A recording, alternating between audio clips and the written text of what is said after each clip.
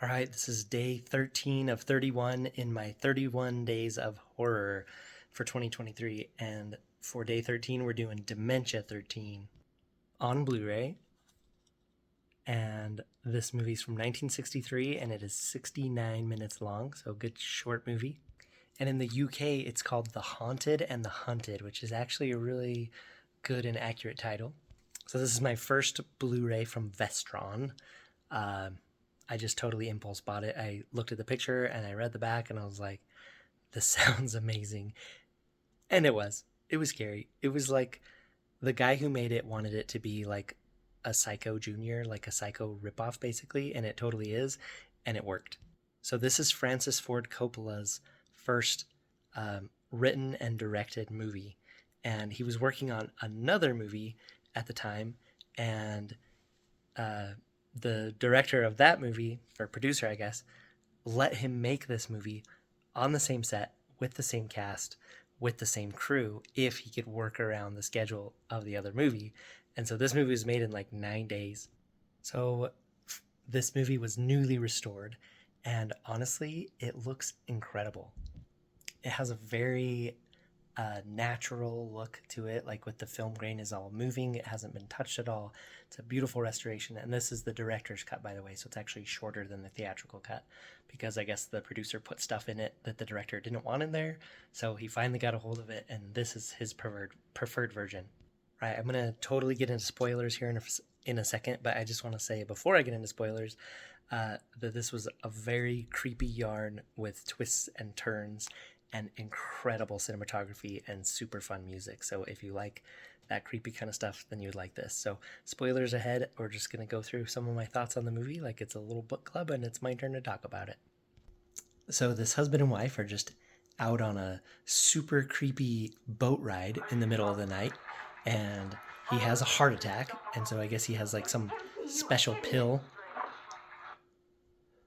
and there he starts laughing at her because he's like, you better row fast because you're not in my mom's will, so if I die, like, you're out of the will. And so he dies in the boat. She throws him into the pond. It's just a little pond on the castle property in Ireland, and she decides to try and keep him alive, um, like have his family think he's still alive. So she basically packs what he would pack. She writes a note to them that he's going to be gone. And she stays in this family castle. And she's like, oh, yeah, he's away on business. And so her goal is she has to pretend that he's alive long enough to get the mom to change her will. Because the mom's will currently is just, it goes to a charity, so she's trying to change it. So she has like this kind of money grubbing thing, which if you think of the producer's goal of making this movie like a Psycho Junior, you have the leading female here who is basically after money unethically and is going to get murdered after not too long. Spoiler alert.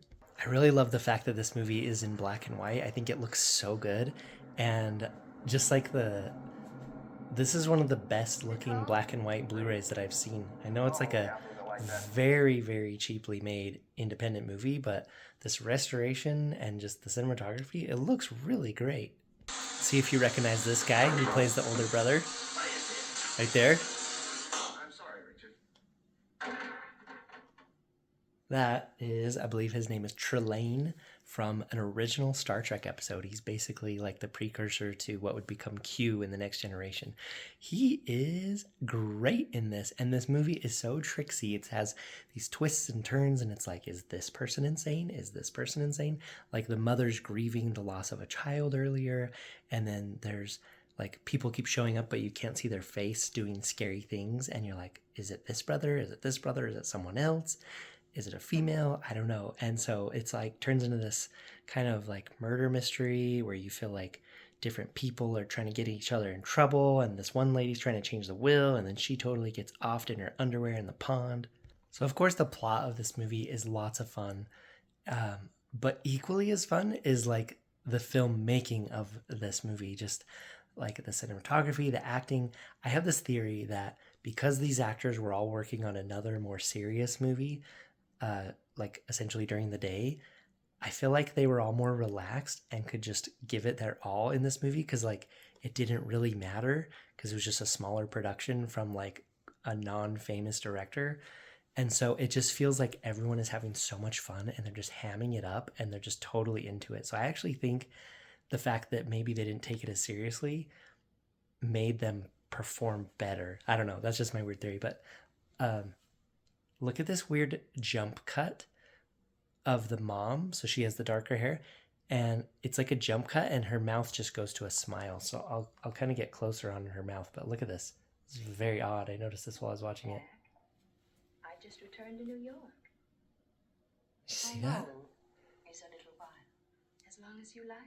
It's like, are they like, is that just the fact that this movie is so cheaply made, or is that like a creepy jump cut designed to just fit into the overall aesthetic of this movie being very uncomfortably creepy? Also, my wife pointed out the story of this show is very dark, so this is definitely not a light, fluffy 30s or 40s black and white horror movie. This is like a psycho movie. There's axe killings and other scary stuff in it. So if that's not your bag, well, hopefully you're not watching it this far if you don't know if you want to see it or not. But it's like a little psycho movie with more characters. So look at the boom mic shadow in this scene.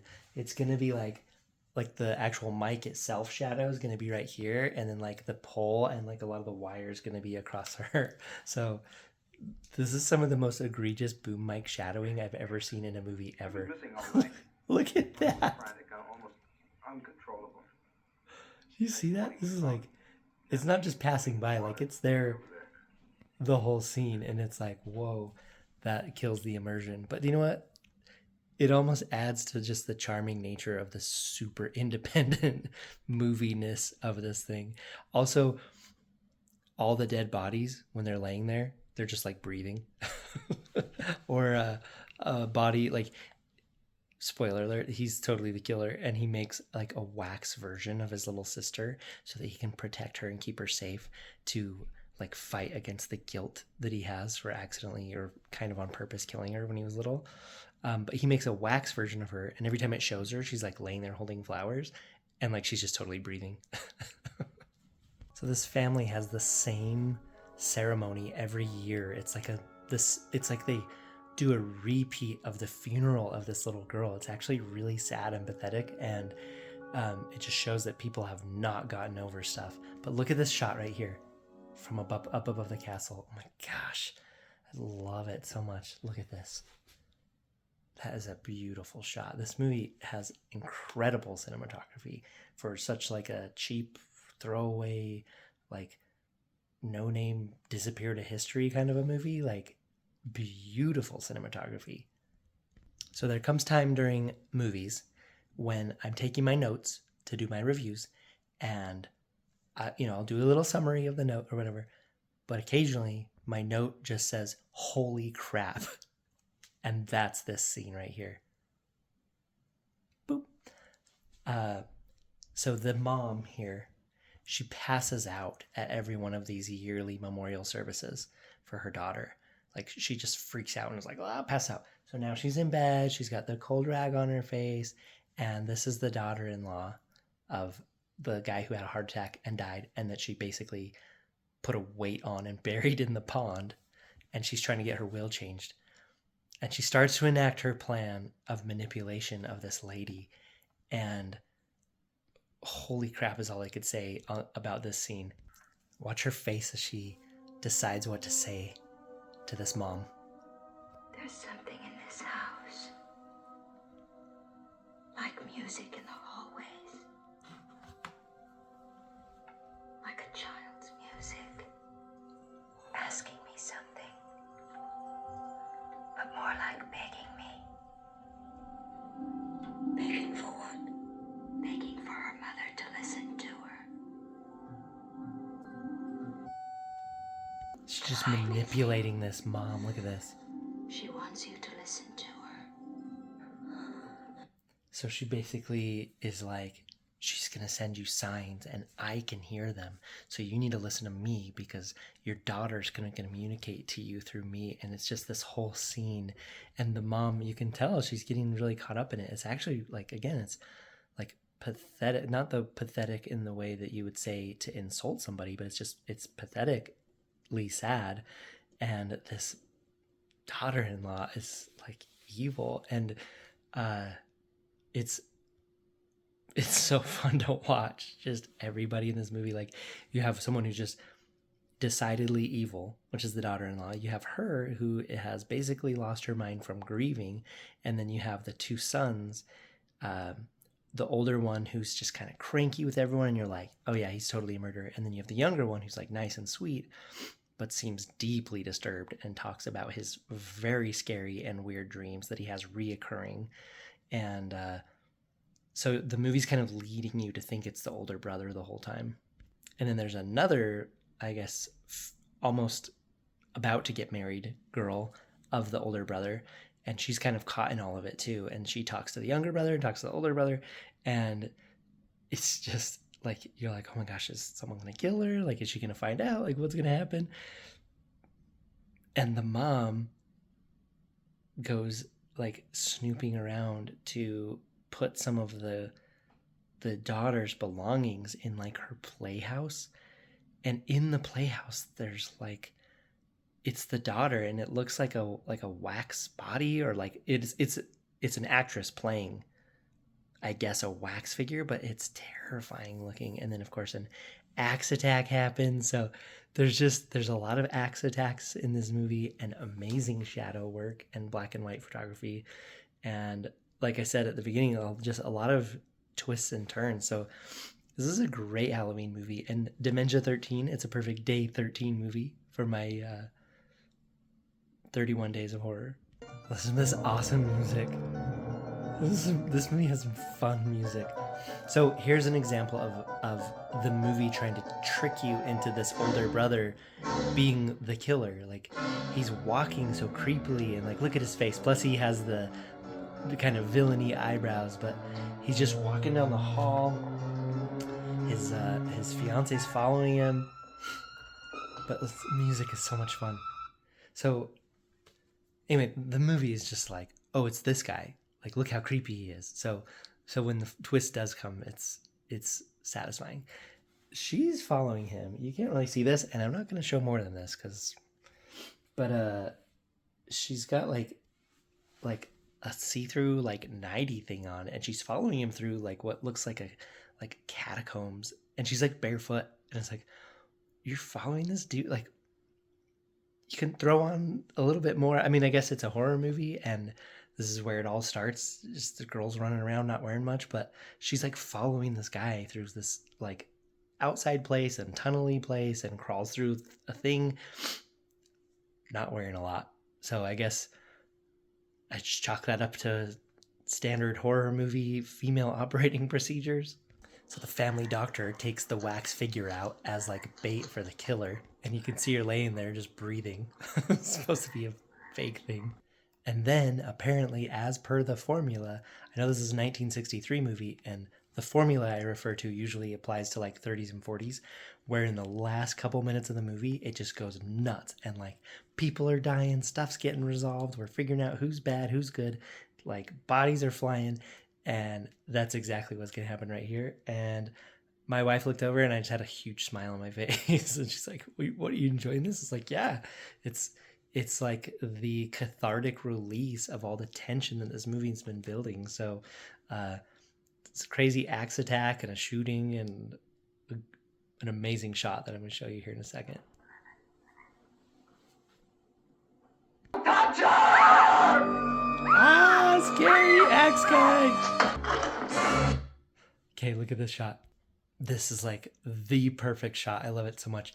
The axe just like thumps into the grass, and look at that. She's in her wedding dress. I mean, this is amazing. Look at that shot. That is an amazing shot. We got the brother fights the brother. You got the family doctor pops out and shoots this kid he's known his whole life. And look at this. Like what I was saying about the fact that this is a group of actors making like 2 movies at once, and this is like totally the low priority like B movie. Look at this acting on here. Like this is, I'll advance it a few more frames, but like look at this guy's face. Like he just shot somebody he knows and has known for a long time. But he had to because the dude was axe attacking a girl. But I mean, look at this just acting in this movie. And I think I'll not show the wax figure. So the end credits of the movie is the wax figure laying there, and the doctor's like, boop. He's like, he made the wax figure because he was so guilty from letting this sister die, so that he could then protect the wax figure over all these years. And then this guy picks up the axe and hits it in the face, and its face collapses, and then it's end credits, and the credits go over this collapsed face little girl wax figure. Yeah, so I'm not going to show that, but yeah, this was a good one, and it was scary, and I liked it. It was fun to kind of move up into the 60s to just a little more of the like quicker, snappier, scary, artsier, graphicer filmmaking. So I super enjoyed this. I'm so glad I blind bought it. Let me know if you've seen this and what you think, and if you recommend any of the Vestron titles, because this is the only one I have. But yeah, this has been day 13 of 31 of my 31 days of horror. Please let me know what you think, and we'll see you on the next one. Bye.